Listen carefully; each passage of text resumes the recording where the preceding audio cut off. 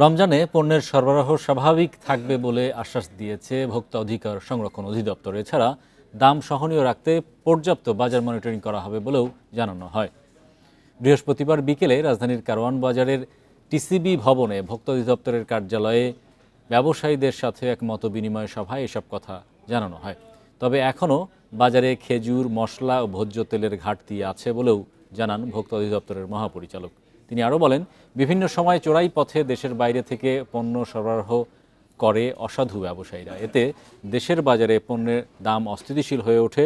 তবে এবার এক্ষেত্রে কঠোর পদক্ষেপ নেওয়া হবে বলে হুঁশিয়ারি দিয়েছে ভোক্তা অধিদপ্তর।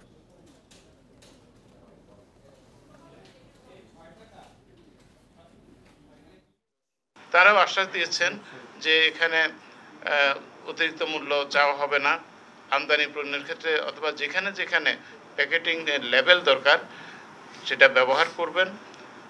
আপনার চোরাই পথে বা অন্য পথে যে সমস্ত পণ্য এসে বাজারকে অস্থিতিশীল করে, সেগুলো তারা করবেন না এবং তারা সবাই বাজারকে একটা সুন্দর, সহনীয় এবং উৎসবমুখর পরিবেশে রাখার আশ্বাস দিয়েছেন।